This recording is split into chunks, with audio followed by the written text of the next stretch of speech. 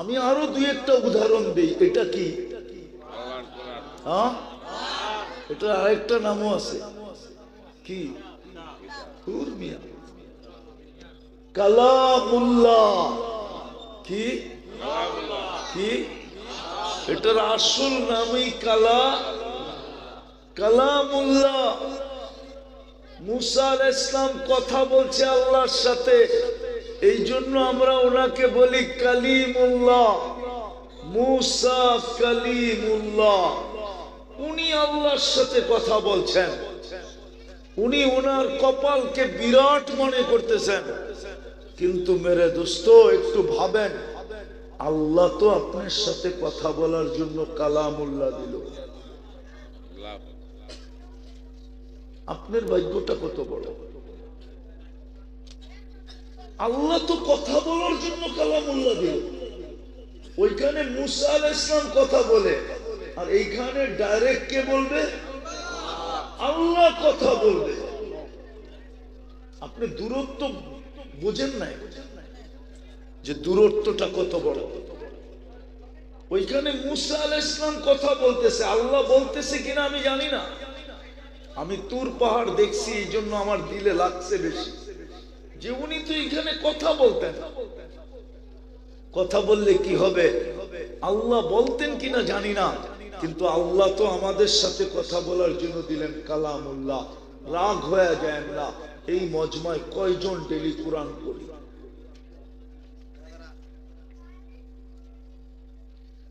বলবেন আমি পড়তে জানি না, কোনো আপত্তি নাই, কিন্তু এই মজমায় কয়জন আছে যে ডেলি সকাল বিকাল কোরআনটাকে নেয় আর মোহাব্বতে একটা চুমা দেয়? কয়জন আছে? কালাম দিল, আপনি পড়তে পারেন না, চুমা তো দিবেন, ভালো তো বাসবেন। বলবেন ভালো তো বাসি, ভালোবাসার প্রমাণ এটা? যুবক করে জিজ্ঞেস করেন তো ভালোবাসার প্রমাণ কিটা, কোনটা? সারা দিন তো 100 বার চ্যাট করতে থাকে, জিজ্ঞেস করেন। 100 বার মেসেজ দিতে থাকে, জিজ্ঞেস করেন। রাগ হয়ে গেল তো ওরা? হ্যাঁ, ও তো আমি তো 2 বার বলতেছি, 2 বার চুমা দিতে বলতেছি, একবার সকাল একবার বিকাল। আচ্ছা, এটাও বাদ দিলাম, আপনি পড়তে পারেন না।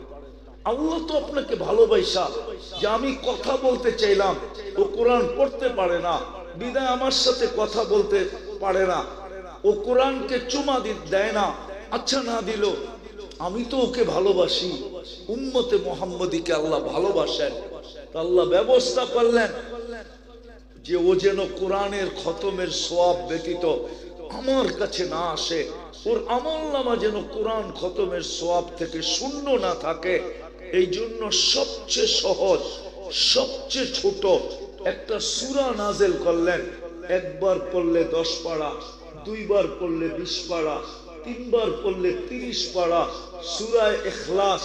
বলেন এখানে কয়জন আছে যে ডেলি এই নিয়তে 3 বার সূরা ইখলাস পড়ে যে আমার আমল নামায় যেন 1 খতম কোরআনের সওয়াব লেখা হোক?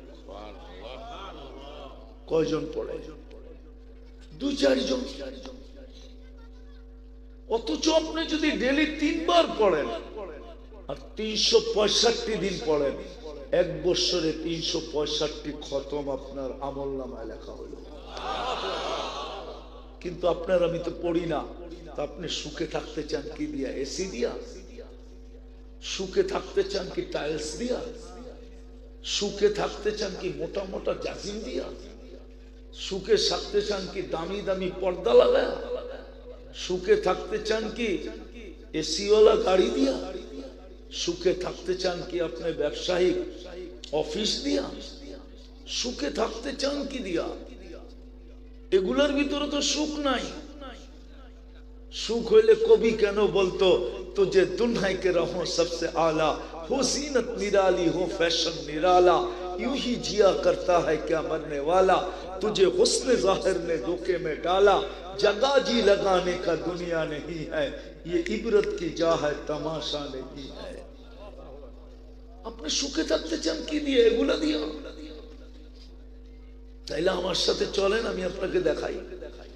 যদি উন্নতি হইতে উন্নত হইলে মানুষ সুখে সুখী হইতো, তাহলে উন্নত দেশে বৃদ্ধাশ্রম এত কেন হইতো?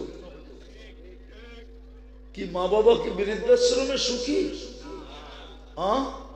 তাহলে আমার দেশের ভিতরে সুশিক্ষিত মানুষগুলা, উচ্চবিত্ত মানুষগুলা, টাকা পয়সার মালিকরা বৃদ্ধ মা বাবাকে কেন বৃদ্ধাশ্রমে রেখে আসে? যদি বস্তু হইলেই সুখ হইত। আসলে সুখ যেখানে ছিল ওইখানে আমরা তালাশ করি নাই। যুবক আমার কথা বোঝো, তোমরা ভাবতেছো উন্নত হইলেই সুখী হবে। না না না না, তোমার ডিজাইনার তুমি না, তোমার ডিজাইনার আল্লাহ। তোমাকে ডিজাইন করছে আল্লাহ, তোমাকে এক ফোঁটা পানির ভিতরে। এই জন্যই তো আল্লাহ বলে আমা কুনতা মা আম্মাহিনা, তুই কি নিকৃষ্ট পানির ফোঁটা ছিলি না। ফামান জাআলাকা দামা, তোকে রক্তে রূপান্তরিত কে করলো। ওমান জাআলাকা মুদগা, তোকে রক্তপিণ্ডতে রূপান্তরিত কে করলো। ওমান জাআলাকা ইযামা, তোর কঙ্কালটা কে তৈরি করলো। ওমান কাসা আলাইহি লাহমা, এর উপরে সুন্দর নিখুঁত ভাবে গোশত আর চামড়ার আবরণ কে চড়াইলো। আমা কুনতা সাগীরা ফামান কাব্বারাক, তুই তো ছোট ছিলি, তোকে বড় কে করলো। আমা কুনতা দাঈফা, তুই কি দুর্বল ছিলি না, তোকে সুঠামত্ব কে দিল। আমা কুনতা জাহিলা, তুই মার পেটের থেকে কি অজ্ঞ আসিস নাই। ফামান আল্লামাক, বলনা একটু ভাবনা, তোকে শিক্ষা দীক্ষা কে দিল। আমা কুনতা মিসকিনা, তুই মার পেটের থেকে কি নিশ্চয় আসিস নাই। তুই মার পেটের থেকে যখন বাহির হয়েছিস তখন তোর নিশ্চয়ের চিত্রটা কেমন ছিল। একটা ছোট বাচ্চাকে সামনে নিয়ে দেখ, তোকে স্বয়ংসম্পূর্ণ কে করলো। তারপরেই তো আল্লাহ বলেন আমা আতাইতুকা আইনানে তানদুরু বিহা, দুটা চক্ষু কি আমি দেই নাই যেটা দিয়ে তুই দেখিস। আমা আতাইতুকা উদুনানে তাসমাউ বিহা, আমি কি শ্রবণ শক্তি দেই নাই যেটা দিয়ে তুই শুনিস। আমা আতাইতুকা লিসানান তানতিকু বি, আমি কি বাকশক্তি দেই নাই যেটা দিয়ে তুই বলিস। আমা আতাইতুকা কলবান তাতাফাক্কারু বি, আমি কি দিল দেই নাই যেটা দিয়ে তুই চিন্তার বোঝা উঠাস। আমা আতাইতুকা আকলান তুমাইয়িজু বি, আমি কি আকল দেই নাই যেটা দিয়ে তুই ভালো মন্দ বুঝস। আমা আতাইতুকা ইয়াদানে তাবতিশু বিহা, দুটা হাত আমি কি দেই নাই যেটা দিয়ে তুই কর্ম করিস। আমা আতাইতুকা রিজলানে তামশি বিহা, দুটা পাও কি আমি দিই নাই যেটা চলিস। কুনতা সাগীরা ফাকাব্বারতুক, ছোট ছিলি আমি তো ছুটে আইসা তোকে বড় করলাম। কুনতা দাঈফা, তুই দুর্বল ছিলি আমি তো ছুটে আইসা কাওয়াইতুক, তোকে সুঠামত্ব দিলাম। কুনতা জাহিলা ফাআল্লামতুক, তুই অজ্ঞ ছিলি, আরে রাত দিন আমি তো তোকে শিখাইলাম। কুনতা মিসকিনা ফাআগনাইতুক, তুই নিশ্চয় ছিলি আমি তো তোকে স্বয়ং সম্পূর্ণ করা। ও যুবক, তোকে যৌবন দিয়া ফুটাইলাম। ও পুরুষ, তোমাকে পুরুষত্ব দিয়া ফুটাইলাম। ও নারী, তোমাকে নারীত্ব দিয়া ফুটাইয়া দিলাম। আজকে তুমি আকর্ষণের পাত্র। আপনি সুখে থাকতে চান কি করে? কথা শুরুটা এটাই ছিল, এটাই শেষ হইতেছে। মুহাম্মদুর রাসূলুল্লাহ সাল্লাল্লাহু আলাইহি ওয়াসাল্লামের ব্যাপারে আল্লাহ বলতেছেন ওমা উতিতু মিনাল ইলমি ইল্লা কালিলা, আপনাকে সামান্য ইলম দিছি। কিন্তু সমগ্র সৃষ্টির সামনে যদি আমাদের নবীজির ইলমকে রাখা হয় তো আমাদের নবীজির ইলমের তুলনায় সমগ্র সৃষ্টির বিদ্যা একটা বিন্দুর সমান হবে। বিন্দু তাহলে অল্প কত বড়। বিদায় আমরাও যদি আল্লাহর হুকুম মানতে পারি। আজকে সমস্যা শুধু এক জায়গায়, আর কোথাও সমস্যা নাই, যার কারণে সব আছে তারপরও কিছু নাই। রাগ হয়ে যাবেন কিনা? সুখের সমস্ত উপকরণই তো আমাদের ঘরে আছে। উপকরণ বোঝেন? সুখের সমস্ত আসবাব, প্রসাধনী জিনিসপত্র আমাদের ঘরে আছে না নাই? 50 বছরের তুলনা এটা বন্দর না?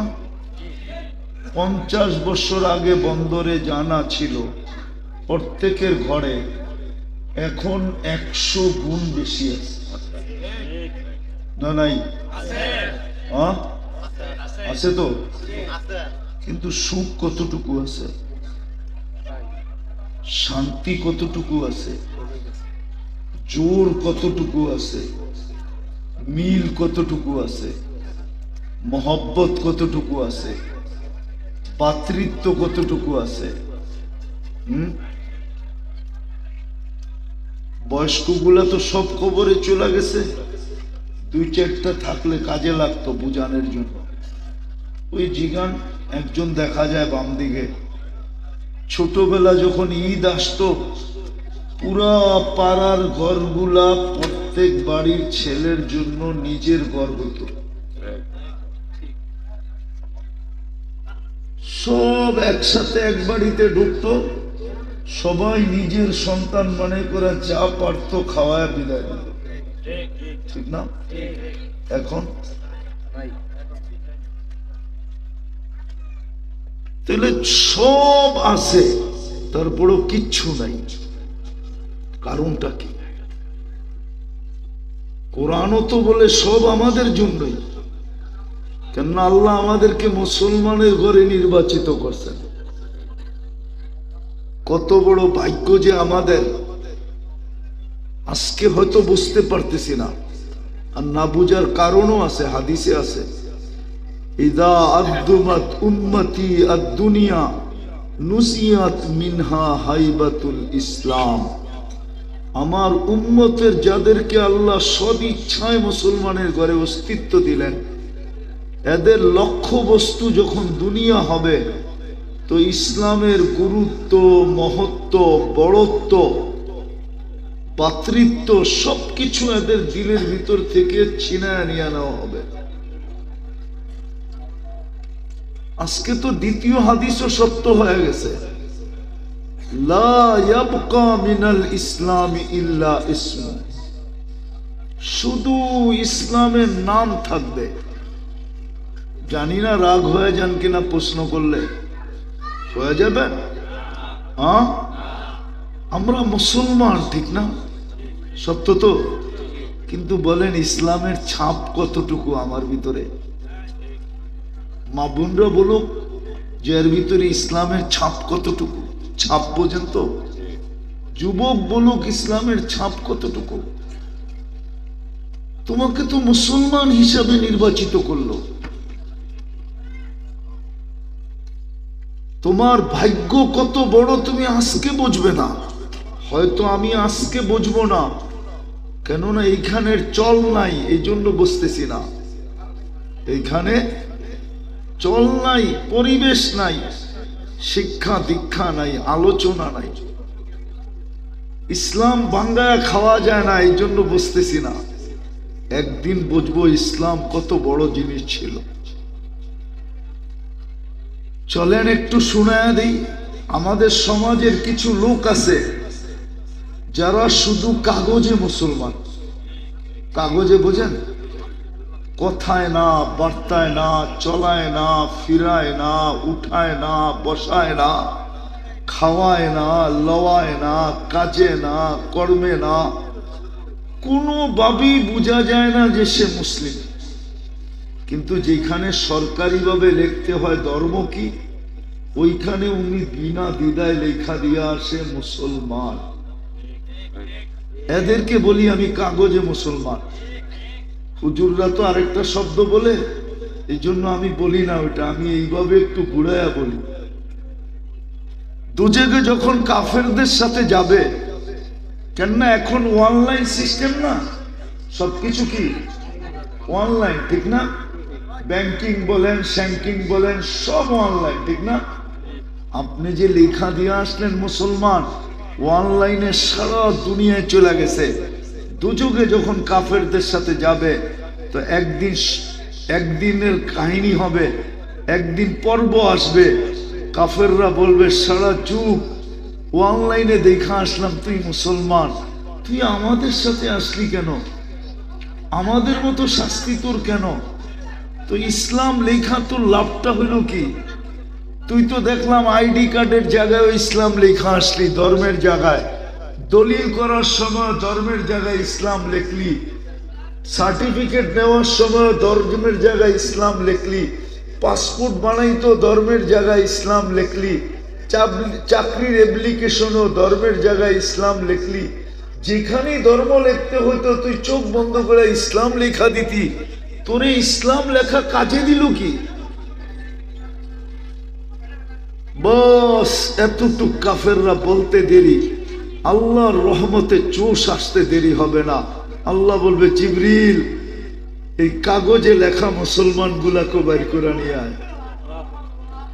যখন বাইর করবে এদেরকে তো কাফেররা চিৎকার দিবে আর বলবে ইয়াউমা ইয়াউদ্দুল্লাযীনা কাফারু, ইয়াউমা ইয়াউদ্দুল্লাযীনা কাফারু লাউ কানু মুসলিমিন।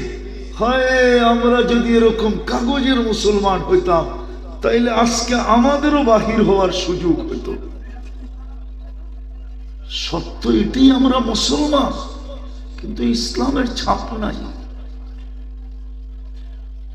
তাইলে আপনি সুখ পান তো পান কি করে? আমাকে বুঝান। যাকে যেই কাজের জন্য রাখা হইল ওই কাজ যদি না করলো তাহলে মালিক তাকে বেতন দিবে তো দিবে কয়দিন? আপন বানাবে তো বানাবে কতক্ষণ? আপনি বলেন, যুক্তি দিয়ে বলেন আমাকে। যে আল্লাহ মুসলমানের ঘরে আমাদেরকে অস্তিত্ব দিল, ওই ইসলামের ছাপ আমার ভিতরে কতটুকু? যখন ইসলামের ছাপ নাই তো বস্তু দিয়ে আমি সুখী হব তো হব কতক্ষণ? সম্পর্ক আমাকে সুখী করবে তো করবে কতক্ষণ? সম্পর্ক আমাকে কতক্ষণ সুখী করবে বলেন?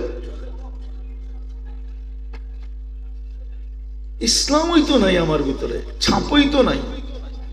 মুসলমান আমি কিন্তু ইসলামের ছাপ নাই। এই জন্য আমার প্রথমে কথাটা এটাই ছিল যে সব আছে কিন্তু দেখতেছি কিছুই নাই। সুখের আসবাব সব আছে কিন্তু কারো জীবনে সুখ নাই। যুবকদেরকে দেখলে দেখা যায় জীবনে সুখ নাই। সুখ যদি থাকতো তাহলে চুলের স্টাইলের মতো কেন? আপনি আমারে বুঝান। হ্যাঁ, এক স্টাইলই তো হইতো, ঠিক না? প্রত্যেকের স্টাইল ভিন্ন ভিন্ন। আচ্ছা, ওরা যে চুল কাটে আবার রাগ হয়ে যায় কিনা, গাড়ি আটকায় দেয় কিনা? আচ্ছা, ওরা বলুক তো, এই যে 100 টাকার চুল 500 টাকা দিয়া কাটে, আজ পর্যন্ত এই রাজবাড়ি বা এই বন্দরের মেয়ে ওদের চুল দেখে কি বলছে আই ডট ডট ইউ? বরং পিছনের তো বহুত মেয়ে টিটকারি করে, কিরে বাটি রাইখা কাইটা দিল কে? কেউ বলে কিরে কাউয়া কাটি কই পাইলি? এক এক কথা বলে, তারপরও তো চুল ওই স্টাইলই কাটে, ঠিক না? এটা কি ইসলামের ছাপ? খাইছো না যুবক, খাইছো না? তুমি জানো না তোমার ভিতরে এই যৌবন কে দিছে? কে? কত দাম? কলিবতা হারবালে পাওয়া যায় না মডার্নে পাওয়া যায়, না আমেরিকান না চাইনিজ? আমি তো দুরিয়া ঘুরা দেখলাম কোনো হারবালে নাই। আমি তো 103 দেশ ঘুরা দেখছি, কোনো হারবালে নাই। ওটা তো খোদা প্রদত্ত। তোমার বাহাদুরির উৎস তো যৌবন। যৌবন না থাকলে তোমার কাছে কে ফুলের আশা করত? আর তুমি বা কাকে ফুল দিতা? হ্যাঁ, ফুল দিতে গেল জুতা দেখাইতো, কইতো আসল মালই তো নাই, তুই ফুল দিয়ে কি করবি? জানেন থেকে তোমার বাহাদুরির উৎসই তো যৌবন। পুরুষের বাহাদুরির উৎসই তো পুরুষত্ব, নাইলে তো প্রথম রাত্রেই বাইগা যায়, ঠিক না? হ্যাঁ, নারীর বাহাদুরি তো নারীত্ব, নাহলে ওর জন্য মাথার ঘাম পায়ে ফেলে কে? ঠিক না? যদি মারিত্ব না থাকতো তাহলে কোন পুরুষ মাথার ঘাম পায়ে ফেলতো? সব পুরুষ খাটে কেন? বউ পোলাপানের জন্য, ঠিক না? নারীত্ব না থাকলে পোলাপান আসবে কোথেকে? নারীত্বই নাই, পোলাপান কি গাছে ধরবে নাকি?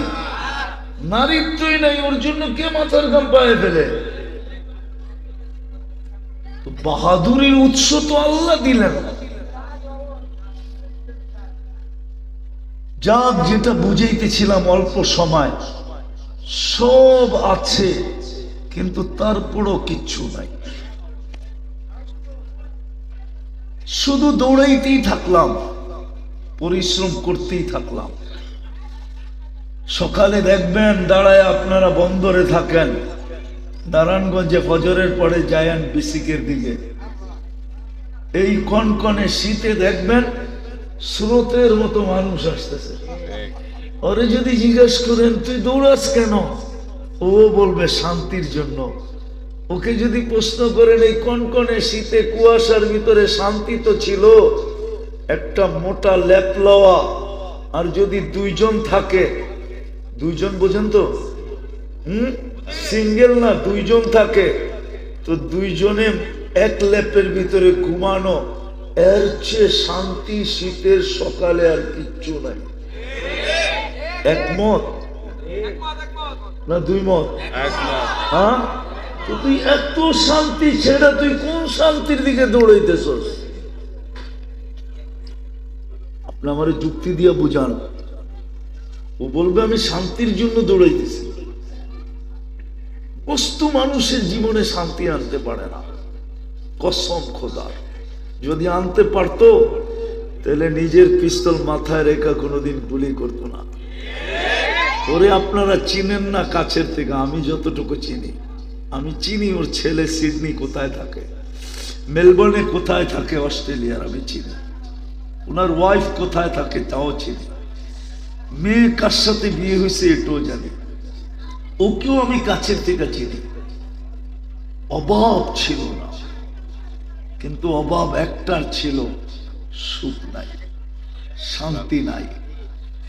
সুখের অভাব ছিল, শান্তির অভাব ছিল, বস্তুর অভাব ছিল না। আজকে সব আছে, সুখ নাই, সব আছে, শান্তি নাই, সব আছে, নিরাপত্তা নাই, সব আছে, ভাতৃত্ব নাই, সব আছে, মনুষ্যত্ব নাই, সব আছে, জোর নাই, সব আছে, মোহাব্বত নাই, মোহাব্বত নাই। বলেন বন্দরের আদিবাসী যারা, এখন তো বন্দরে অনেক জেলার লোক হয়ে গেছে, ঠিক না? একটা আদিবাসী আছে না? হ্যাঁ, আপনারা তো এক ঘরের লোকই, ঠিক না? একটা ঘরের লোক না? না, হ্যাঁ, কিন্তু আছে ওরকম আছে।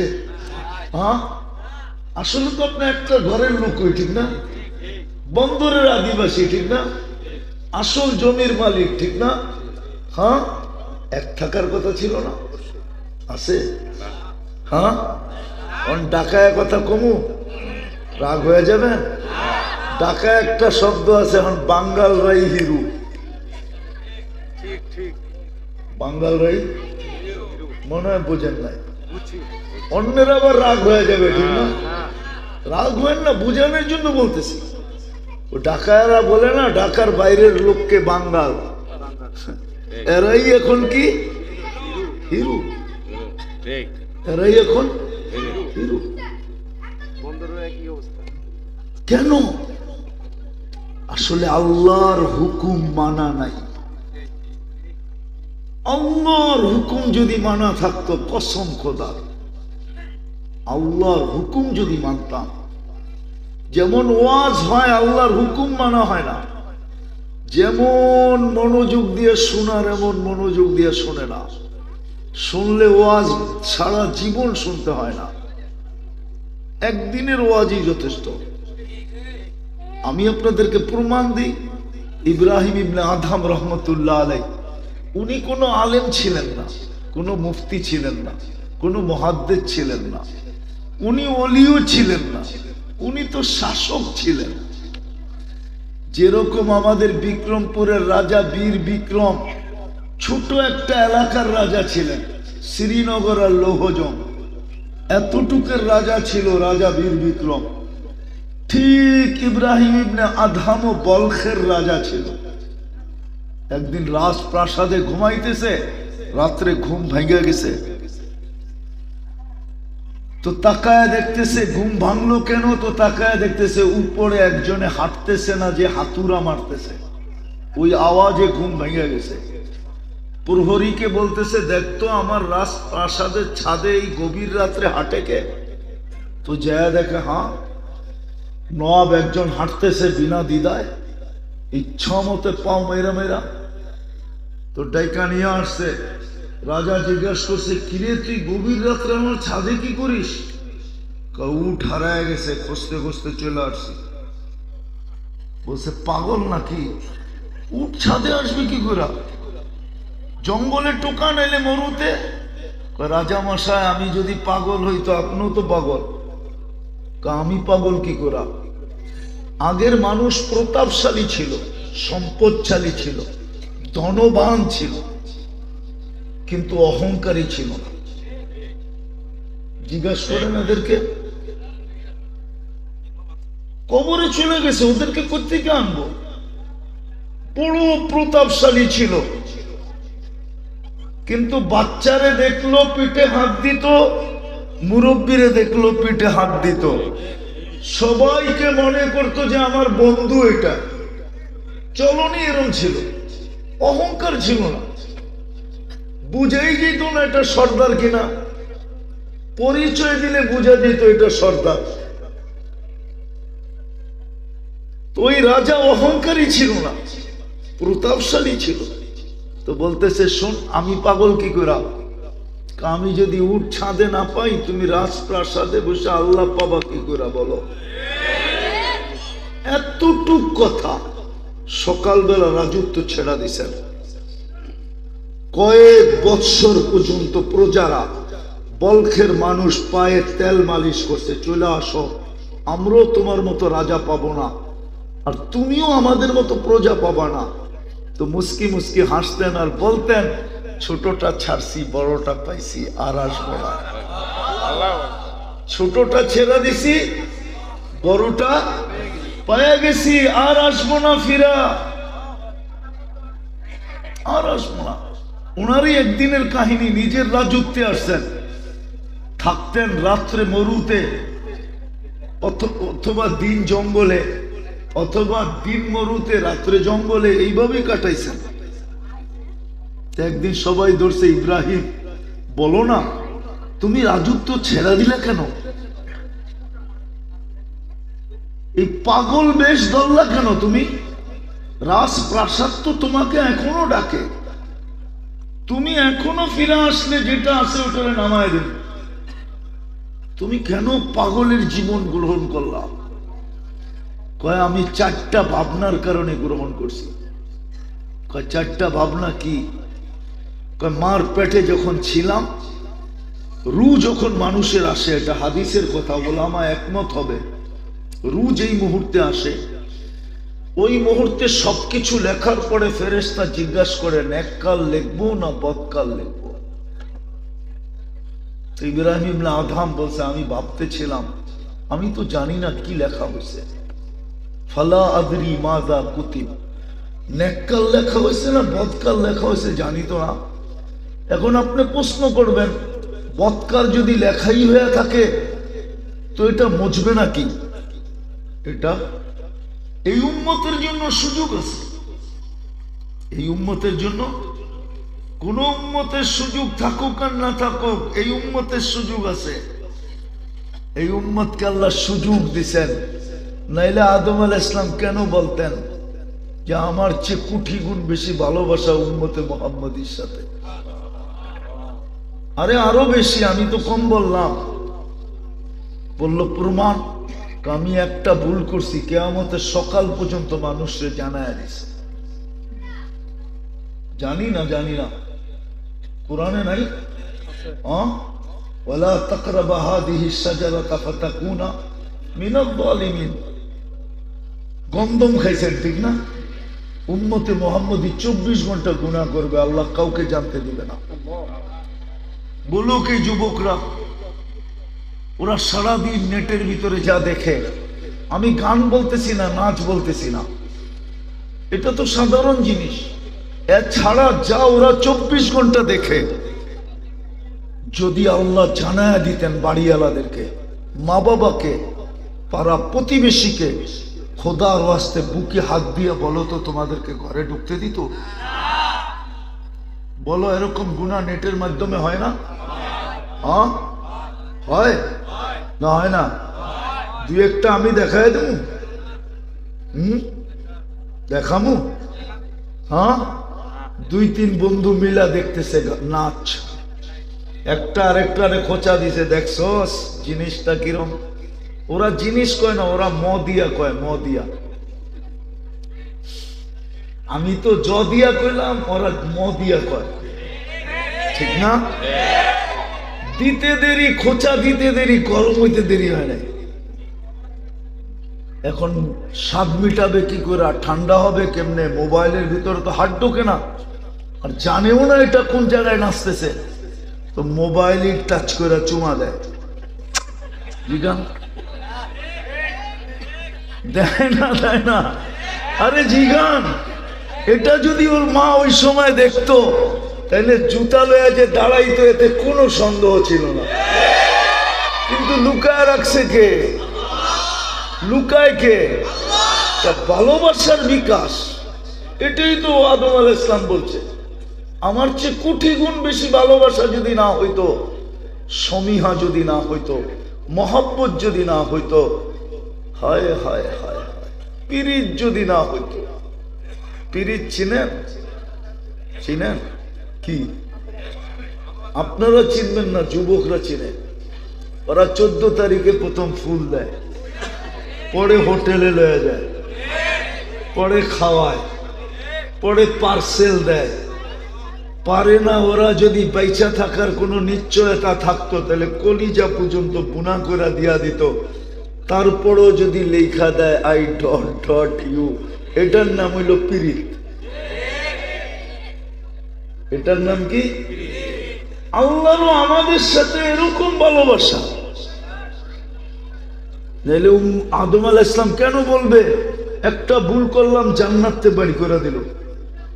উম্মতে মুহাম্মদী সারাদিন গুনাহ করবে। এই যে এখন ডাকতেছে আল্লাহ, প্রথম আকাশে চলে আসছে, ডাক ডাক চলতেছে, হাল মিন মুস্তাগফির ফাগফির আলা।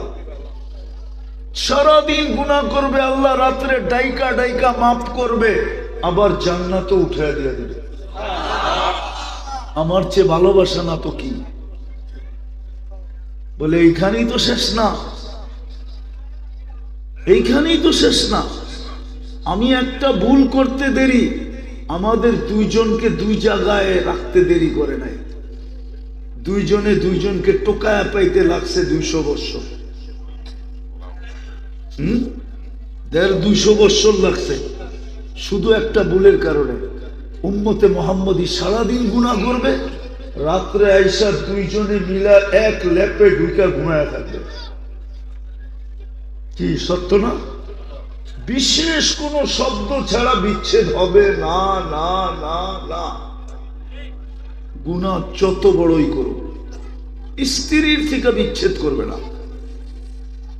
বলছে এইখানেই তো শেষ না, আমি ভুল করলাম কবে, তওবা কবুল হলো কবে? মধ্যখানে কত লম্বা সময় চলে গেল। উম্মতে মুহাম্মদী সারাদিন গুনাহ করবে, রাত্রে ডাইকা ডাইকা মাফ করবে। কেমন ভালোবাসা! তো যেটা বুঝাইতেছিলাম, সব আছে কিন্তু আসলে কিছুই নেই। থাকবে তো থাকবে কোত্থেকা? আপনি ভাবতেছেন বস্তু দিয়ে সুখ নিবেন, প্রসাদনী দিয়ে সুখ নিবেন? না না না, ইম্পসিবল, সম্ভব না। কারণ আপনি একবার নির্বাচিত না, 3 বার নির্বাচিত।